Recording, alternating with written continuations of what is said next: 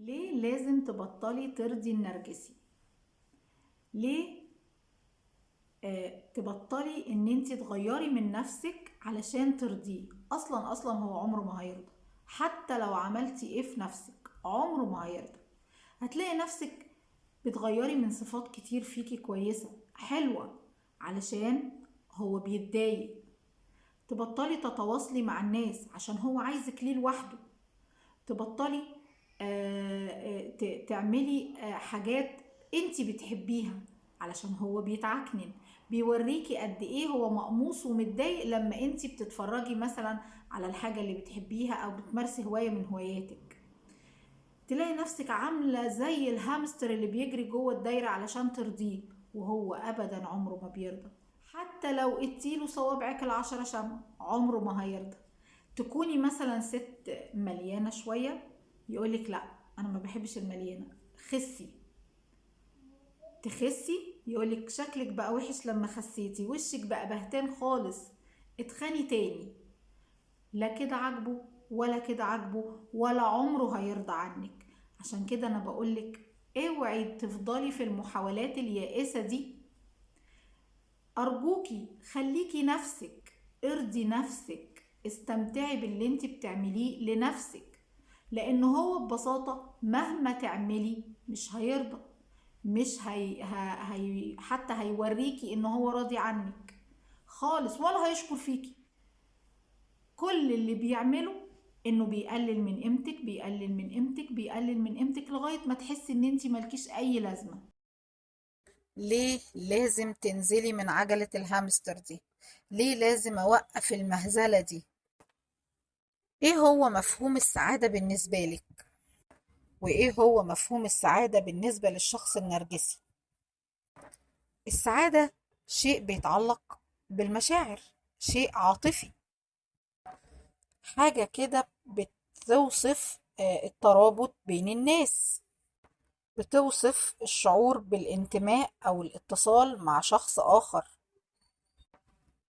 يعني انت مثلا بتحسي بالسعادة لما بتكوني موجودة مع أشخاص وبتحسي إن الأشخاص دول قريبين من قلبك، بتحسي إن انت على طبيعتك معاهم، بتحسي إنك مش بتعملي مجهود قوي قوي، ولا انت ماشية على قشر بيض علشان ترضيهم أو علشان ما تزعليهمش أو علشان بتتصرفي بطبيعتك. وده بيبقى منتهى الشعور بالسعادة. وجودك مع أشخاص انت بتحبيهم، انت حاسة فعلا بالانتماء ليهم، انت حاسة بالقرب منهم. سواء كان الاشخاص دول اصدقاء، اهل، قرايب، اي حاجة. المهم ان انت بتحسي ان انت مرتاحة معاهم. كمان لانك حاسة ان الشعور اللي جواكي ده شعور متبادل، ان هم كمان بيحبوكي، مقربين ليكي، بيحبوكي بشكل صحيح مش بشكل مرضي، مش بس عايزين منك مصلحة، مش بس بيعرفوكي علشان هم عايزين حاجة. لا، هم بيحبوكي لان هم بيحبوكي. حب صحي. تمام. هو ده الشعور بالسعادة عند الإنسان الطبيعي. ده فعلا يا جماعة اللي أنا بدأت أدور عليه دلوقتي في علاقاتي. أنا كنيفين بدأت أدور على ده في علاقاتي مع كل اللي حواليا، مع قرايبي، مع أصحابي، الناس اللي كنت بحس إن أنا فعلا ببذل مجهود علشان أعرف أتواصل معاهم، وأعرف يعني أبقى مرتبطة معاهم في علاقة صداقة أو في علاقة شغل أو أي حاجة من دي. بحس إن أنا ببذل مجهود. الناس دي أنا خلاص بطلت أعمل ده، بطلت أبذل المجهود ده. بمعنى أصح بحاول شوية بشوية أخرجهم من حياتي. لأن الناس اللي أنا أحس إن أنا مش مرتاحة معاهم لدرجة إن أنا بعمل مجهود علشان أغير من نفسي علشان أرضيهم، فأكيد دول ناس مش صحيين بالنسبة لي. على الصعيد التاني بقى أنا لقيت فعلا إن في علاقات في حياتي من زمان أوي أوي أوي، قرايب ليا، ناس ما كنتش بشوفهم غير كل فين وفين، نظرا طبعا لان النرجسي كان مانع ناس كتير تبقى في حياتي، مانعني، عامل لي عزلة زي ما احنا عارفين. الناس دي فعلا قد ايه انا لما كنت بكون معاهم بحس بألفة، بحس ان انا على طبيعتي، بحس براحة نفسية. مش مطلوب مني اعمل مجهود مضاعف، مش مطلوب مني اني احسس على كل كلمة بقولها، مش مطلوب مني ان انا ابقى مش على طبيعتي. هم دول فعلا الناس اللي بيحبوني بجد، اللي بيحبوني حب صحي، اللي بيحبوني مش علشان عايزين مني حاجة أو علشان يطلعوا مني بمصلحة. هم دول اللي أنا بدأت فعلا أدور عليهم وأتواجد معاهم وأبقى مرتبطة معاهم ارتباط صلة يعني وترابط مكان وترابط زمان وترابط كل حاجة. دخلتهم حياتي تاني علشان أستمتع بالحب الصحي وأطرد مكانهم الناس اللي أنا فعلا بتعب منهم. يعني عملت زي ما بيقولوا كده استبدال أو إحلال أو حاجة زي كده علشان أحس بجد بمعنى السعادة. تعالوا نرجع تاني للفيديو. بنقول إن لو دورنا في عقل كل بني آدم أو في المخ يعني هنلاقي إن في حاجة اسمها مركز السعادة، أو بيقولوا عليه مركز المكافأة. لما يكون شخص بيتمتع بصحة جيدة، فمركز المكافأة في عقله بيكون مضيء منور. يعني لما بيرتبط مع ناس وأشخاص مريحين في العلاقة، مريحين في التعامل، بيحبوك حب صحي، بتلاقي مركز المكافأة في عقلك أو في عقلك دايما منور. لما بتكون كمان العلاقة علاقة متبادلة، يعني معاملة بالمثل، انت بتحبني وبتخاف عليا وانا بحبك وبخاف عليك، انا ما يهمنيش غير مصلحتك، انا ما بطلبش حاجة، يعني ما بدورش على منفعة شخصية، ما بدورش على مكسب مادي من علاقتي بيك. انا مش بالنسبة لك مش علاقة مؤذية او مرهقة، انت كمان بالنسبة لي علاقة مش مؤذية ولا مرهقة. فبالتالي مركز المكافأة في مخي وفي عقلي وفي عقلك، احنا الاتنين المركز ده منور بطريقة صحيحة. تعالوا بقى كده نشوف مركز المكافأة ده في عقل ومخ النرجسي أو النرجسية. هنلاقي مع الأسف إن الحاجات اللي بتخلي النرجسي أو النرجسية سعيدة مختلفة تماما تماما عن الحاجات اللي بتخليك أنت كشخص طبيعي وسوي سعيد. ولو تمكنا إن احنا نشوف مركز المكافأة جوه دماغ الشخص النرجسي، النرجسي الصريح أو النرجسي الخبيث، هنلاقي إنه بينور بس وبيبقى مضيء قوي قوي لما بيكون في مشاعر سلبية تجاه الشخص الآخر اللي قدامه، لما يخلق عاطفة سلبية تجاهك، يعني لما يأذيك بكلمة، لما يشوف دموعك، لما يقهرك، لما مثلا النرجسية تشوفك وانت منفعل انفعال شديد جدا جدا جدا بسبب ان هي مثلا قالت كلمة او تصرفت تصرف، بتلاقيها هي في منتهى الهدوء. وده اللي بيفسر ان ناس كتير بتكلمني بتقولي ابقى انا بغلي وشايطة وخلاص، يعني في قمة غضبي وهو بارد ولا كأني في حاجة بتحصل. ده بسبب هرمون السعادة اللي بينطلق في مخه وبيعلى لأقصى درجاته لما بيشوفك بالطريقة دي. آه زي ما احنا بنقول دلوقتي كده في الفيديو بتاعنا ان مركز المكافأة عنده بينور في الوقت ده، بينور بطريقة جامدة جدا جدا، لانه شايف كل النيجاتيف انرجي اللي هو اداهالك وكل النيجاتيف يعني الحاجات السلبية اللي هو حطها فيكي والمشاعر السلبية اللي انت بتتعاملي بيها دلوقتي. ده بيديله سعادة حقيقية. اللي بيحصل بقى ان احنا طول الوقت بنحاول ندي الكويس ونعمل الكويس ونعمل لانك انسانة طبيعية وانت انسان طبيعي، بتعمل الحاجة اللي بالطبيعة وبالفطرة تكون حاجة كويسة. بتحاول تعمل دايما دايما اللي يسعد ويرضي الشخص اللي معاك او الست اللي معاك، بتحاول ترضيها بكل الطرق، تجيب لها هدية، تقول لها كلمة حلوة، تقرب منها. انت كمان بتحاولي بكل طاقتك ان انت تخلي البيت هادي ومرتب ونظيف، وانت على سنجة 10 ومفيش فيكي غلطة، وأم عظيمة وزوجة رائعة وست ناجحة جدا. كل ده لا يمثل للنرجسي أو النرجسية أي شيء. كل ده ما بيحقق لهمش السعادة. علشان كده بقول لكم بطلوا، بطلوا تحاولوا ترضوا النرجسي، لان مش هو ده اللي بيسعده ومش هو ده اللي بيرضيه، مش هو ده اللي هم عايزينه من العلاقة، مش هو ده اللي بيدوروا عليه في العلاقة دي، مش هو ده اللي بيخلي مركز المكافأة عندهم في عقلهم ينور. تمام.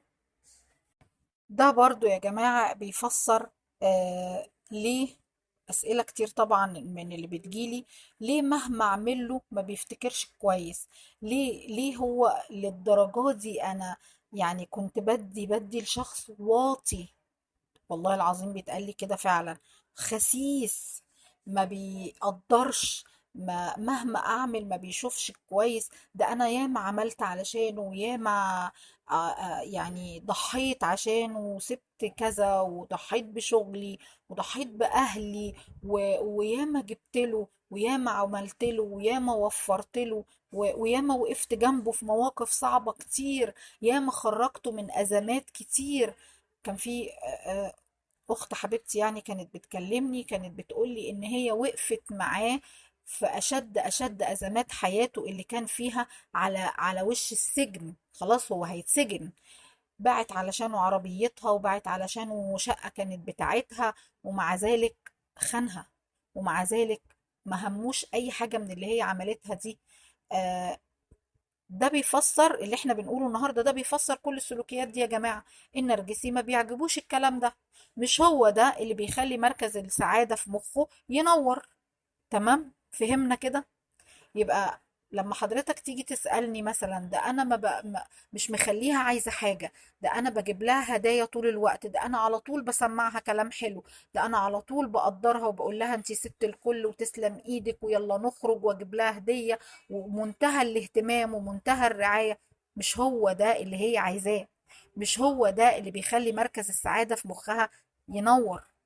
آه، النرجسي ليه وجهة نظر تانية خالص خالص في مفهوم السعادة، زي ما قلنا، انه يشوف غضبك، انه يشوف حقدك، يعني مش حقدك عليها، انه يشوف ان انت يعني منهار واعصابك بايظة، وانك بتقع في حياتك وفي علاقاتك، انك ما بتتقدمش للامام خطوة، انك طول الوقت منهار بسببها، انك محور تركيزك واهتمامك هي بس، هو ده اللي هي عايزاه، هو ده اللي بيخليها سعيدة. تخيل بقى انك بتجري تجري تجري وبتعمل اقصى ما عندك وبتقدم اقصى ما عندك في علاقة هي مش شايفة فيها غير انهيارك، غير موتك، غير وقوعك. انت كمان نفس الشيء، مهما تدي النرجسي، مهما تعملي عشانه، هو ما بيسعدوش غير ان انت تبقي تحت سيطرته، ان انت تبقي فاشلة، ان انت تبقي ملكيش حد، ان انت ما تحاوليش حتى تقيمي دماغك كده ابدا، هو ده اللي بيسعده. كل ما تبقي انت ضعيفة، كل ما تبقي انت منهارة، كل ما تبقي انت آه يعني فاشلة، هو بيكون سعيد. وبعد ما توصلي للمراحل دي كلها بيزهق منك برضه. نرجسي عنده منطق غريب جدا جدا في الحياة، مستحيل ابدا ابدا يشاركك نجاح انت وصلتي له، ايا كان النجاح ده، حتى لو النجاح ده هيعود عليه. يعني مثلا لو انت نجحتي في انك تخلي البيت مستقر، توصلي ولادك لأكبر مراكز في الحياة، تقفي معاهم في مذاكرتهم وفي حياتهم لحد ما يبقوا حاجة تشرف بصحيح، طب ما هو هتشرفك انت كمان، مش دول ولادك انت برضو؟ لا، هو ما بيشوفش ده، هو ما بيحاولش ابدا ابدا يشاركك النجاح ده، بالعكس يقلل منه و... ويفشل فيكي ويقول ان انت ما عملتيش حاجة يعني خارقة، وما يقولكيش كلمة واحدة تخص النجاح ده، ويتجاهل تماما الحاجات اللي انت عملتيها دي. لو انت حتى نجحتي في شغلك وتقدمتي في شغلك وبقيتي مركز مرموق، عارفة بيعمل ايه؟ يتباهى بيكي من ورا ظهرك، يتكلم عنك كويس قوي قوي قوي، يقول ده انا مراتي دي يعني ست الكل، مراتي دي في برضو ده إجابة على أسئلة بتجيلي. طب هو ليه بيتكلم عني كويس قوي مع أصحابه ومع زمايله ومع أهله، لكن قدامي أنا ولا الهوا؟ بالعكس، ده بيقلل مني وبيحتقرني. فاهمين ليه؟ لأنه لما بيشكر فيكي ولما بيتباهى بيكي، ده جزء من كمال صورته. هو عايز صورته كاملة مكملة. هو الإله اللي ما ينفعش إن تقعد جنبه على العرش غير واحدة زيه، ناجحة، كاملة، فيها كل الصفات الكويسة، فيها كل حاجة ناجحة وحلوة. فهو بيتباهى بيك علشان يكمل صورته هو. لكن قدامك انت الحقد والغل والكراهية الشديدة وتقليل القيمة، كل ده لأنه بيشوف فشله في نجاحك. نفس الكلام للست اللي متجوزة، الراجل قصدي، سوري، اللي متجوز ست نرجسية. تبقى هي متجوزة راجل عظيم، مهندس شاطر، دكتور محترم، محامي ناجح، ايا كانت الوظيفة، ايا كانت ايه هي، تحاول بقدر الامكان تسخف من نجاحاته وتقلل منه، وما تعترفش اصلا بنجاحه دوت، ولا تحتفل معاه بيه، ولا تقول له كلمة كويسة، لكن من وراه. انتوا عارفين انا متجوزة مين؟ ده انا مرات الاستاذ فلان، او باشمهندس فلان، ده انا جوزي راجل محترم جدا، ده انا جوزي اكبر عبقري في المجال دوت. بتتباهى بيك جدا جدا. ليه؟ عشان تكمل صورتها هي، مش علشانك انت، ولا عشان بتحبك انت. بالعكس، بينك وبينها بتلاقي كره وغل وحقد باينين قوي قوي قوي في عينيها، ظاهرين قوي قوي في عينيها، زي ما تكون بتقولك انت ليه انت اللي ناجح وانا مش ناجحة؟ ليه انت اللي كده وانا فاشلة؟ هي شايفة فشلها في نجاحك، وده طبعا بياكلها، يعني بيدمرها نفسيا وداخليا. للأسف النرجسي هيعيش وهيموت آه على فشل الآخرين، على فشلك. هيحس بعظمته وبقيمته لما انت تبقي فاشلة. عايز كل الناس تبقى فاشلة علشان ما يبقاش هو لوحده اللي فاشل. تمام. كده انا خلصت ترجمة الفيديو، يا رب يكون الفيديو عجبكم. الفيديو دوت اللايف كوتش مهمة اسمها ميشيل، ميشيل لي. آه هحط لكم طبعا صورتها، هتبقى موجودة على الفيديو. يا رب يكون الفيديو عجبكم. ودلوقتي هختار معاكم تعليقين من الفيديو اللي فات واجاوب عليهم. تعليق باسم تعلم مع حسون ولولو، بتقولي طيب لو في أولاد مش حرام ما يشوفوش أبوهم، أو أقطع تماما؟ إيش رأيك؟ بصي حبيبتي،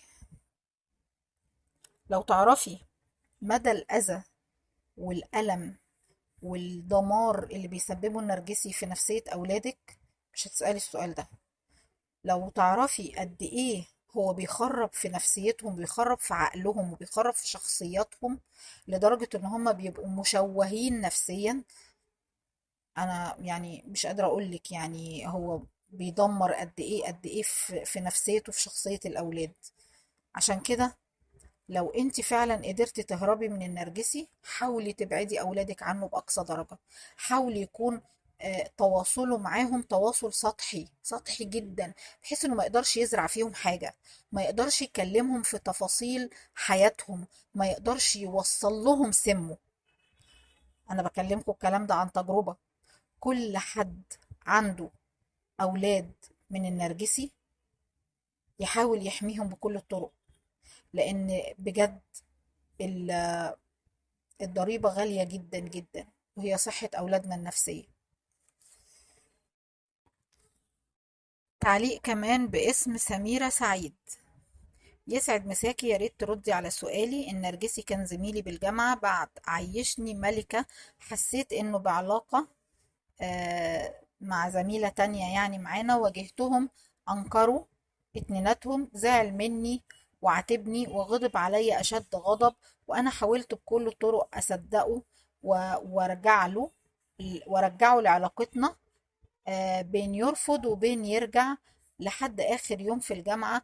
وفي حفل تخرجنا لقيتها واقفة أمامي تصرخ في وجهي اللي أنا إن هي يعني من يخطف الرجال وأهمها بالغلط فهي ذلك، وكل كلمة كنت أقولها ليها لقيتها عندها أقولها له. يعني كل كلمة كنت بتقوليها له لقيتيها هي عارفاها. وهو اختفى يومها، ولما سألت ليش عملت هيك برر تصرفاته ثواني حتى ما يخسرني ويحرجني. غضبت وعملت له بلوك ونهيت علاقتي معاه على كل مواقع التواصل. وآخر شي بعت له فيديو رميت هداياه بكيس زبالة خارج. غضب عليا وعمل لي بلوك هو كمان إلا في الواتس مبقيه مفتوح. لكن أنا حضرته عليه، واليوم بالذات شفت شخص كان زميلنا أخبرني إنه عم يطارد هديك البنت اللي خاني معاها، وهي حاضرته حسيتهم كدابين وبده يوصل لي هالفكرة. شو أعمل؟ على الأقل أرد كرامتي. كيف أطلعه من راسي؟ يا ريت جواب منك يساعدني في اتخاذ خطوة تقويني. أنا بالرغم من كذبه ما زلت أحبه، لكن قلبي تعب من كذبه. تفيديني جنوبك ثواب وشكرا لجهودك. طيب يا حبيبتي، أنا قريت رسالتك كلها كلها. كل اللي أقدر أقوله لك إن أنت في بداية ما اتكلمتي أول كلمة أنت قلتيها قلتي لي النرجسي كان زميلي بالجامعة. يعني أنت متأكدة إن هو نرجسي؟ عملتي الاختبار بتاع 30 سؤال تعرفي بيهم إزاي شريكك نرجسي ولا لأ؟ عملتيه وتأكدتي إن هو نرجسي. خلاص، يبقى كل اللي بيحصل بعد كده تحصيل حاصل، كلام ملوش أي معنى بالنسبة لي. انتي لسه على البر يا حبيبة قلبي. سامعاني يا سميرة؟ يا رب تكوني سامعاني. انتي لسه على البر، يبقى ما تدخلش ابدا ابدا العلاقة اللي هتبوظ حياتي كلها 10 سنين او 15 سنة او 20 سنة قدام. اقل حاجة دي اقل فترة انت هتتضرري فيها لو ارتبطتي بالشخص ده ودخلتي معاه في علاقة اكتر من كده، او الارتباط خد شكل رسمي يعني. اوعي اوعي ما ت... ما تفكريش ابدا ابدا ان انت تكملي مع شخص خاين كذاب ملاوع. كل الحاجات دي تخلي العلاقة تنتهي من قبل ما تبتدي، وتصلي ركعتين شكر لله وتحمدي ربنا انه انقذك من علاقة زي دي. طيب معلش تعليق كمان باسم ديجيتال جي اس ام، علشان هو بلطجي وبيهددني بابني اللي هو مش ابنه، وبالفضايح عند جيراني، وهو مازال زوجي ولا يريد ان يطلقني، وفي نفس الوقت مش معايا وقاعد مع طليقته بعد ما رجعها و... وبيكلمني من نص مش بيكلمني من نص رمضان. قال لي اطلقك لو قلتي انك تعرفي شخص اخر. يخرب بيته. قفلت في وشه السكة ولم يكلمني وتركني في حالي حتى أمس. بدأ يبعت لي رسائل ويقول لي ردي. لم أرد، ولكني خايفة من داخلي، وأنا اللي وقفته على رجله وأخد مني فلوس. طيب يا حبيبتي، أولا الشخص ده لازم تعملي له بلوك من كل حاجة، لأنه نيته سيئة جدا جدا طبعا زي ما احنا شايفين اهو. ده عايز ياخد منك كلام على لسانك وهيسجلك وهيفضحك. ثانيا، ما تخافيش على ابنك. انت اللي لازم ترفضي العلاقة ديت وتطلبي الطلاق. ولو مش هيطلقك، لو في إمكانية ان انت تخلعيه يا ريت تخلعيه. كمان اللي زي ده جبان، وانا اللي بقولك ان هو جبان وهيخاف يعمل معاكي اي حاجة، وهيخاف ان هو يتعرض لك. تمام. انت تروحي مركز الشرطة او الاسم، يعني لو انت من مصر زي ما احنا في مصر كده بنقول، وتاخدي عليه عدم تعرض ليكي، تعهد بعدم التعرض، وتمشي في اجراءاتك القانونية. واوعي اوعي تخافي. ده لا تردي عليه برسالة، ولا تكتبي له كلمة، ولا تتصلي بيه وتردي عليه في مكالمة. مش انت، حتى لو هو اللي اتصل بيكي ما ترديش، لانه في الغالب يكون بيسجلك او هياخد الشات اللي بينك وبينه. اي حاجة، المهم ان هو هيمسك عليكي الكلام اللي انت هتقوليه. خلي بالك من نفسك، خلي بالك من التعامل مع شخص زي ده.